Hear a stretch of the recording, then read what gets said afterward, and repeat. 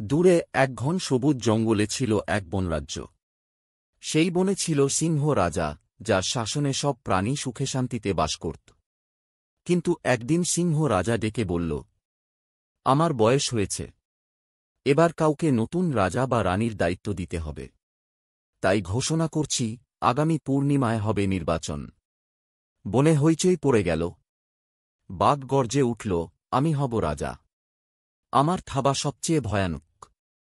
হাতি ডেকে বলল, আমি সবচেয়ে শক্তিশালী, আমাকেই চাই। বানর লাফিয়ে বলল, আমি তো সবচেয়ে বুদ্ধিমান।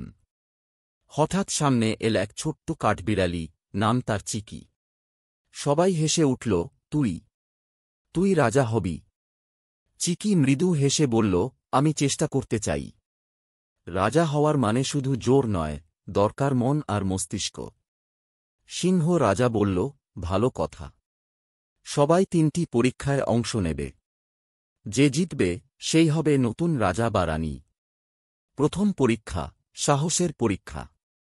বনের গভীরে একটা অন্ধকার গুহা, যেখান থেকে ভেসে আসছে গর্জনের শব্দ।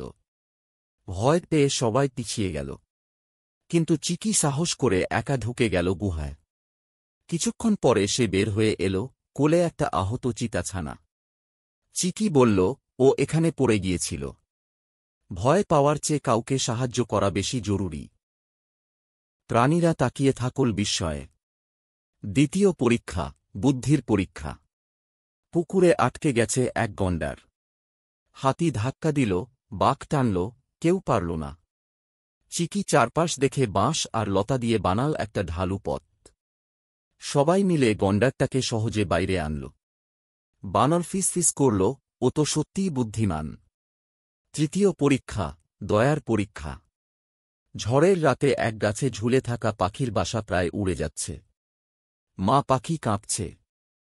চিকি তার নিজের পাতা দিয়ে বানানো ঘর ছেড়ে দিয়ে পাখিটাকে বলল, তোমার ছানারা ভিজে যাবে, তুমি আমার ঘরে থেকো আজ রাতটা। সিংহ রাজা দূর থেকে সব দেখছিল। পূর্ণিমার দিন। সব প্রাণী জড়ো হল। সিংহ রাজা বলল, আমি খুঁজছিলাম এমন একজনকে যে সাহসী, বুদ্ধিমান আর মায়াবান। সে কেউ বড় নয়, সে ছোট্ট, কিন্তু মহান। আমি ঘোষণা করছি, চিকি হবে আমাদের বনরানী। পুরো জঙ্গলে করতালির শব্দ। চিকি হাসি মুখে বলল, রাজা হই বা না হই, আমি সব সময় এই বনের পাশে থাকব। কারণ বনটা সবার, শুধু রাজার নয়। নেতৃত্ব মানে জোর নয়, মন ও বুদ্ধির জোর। আর দয়ালু হৃদয় সব থেকে বড় শক্তি।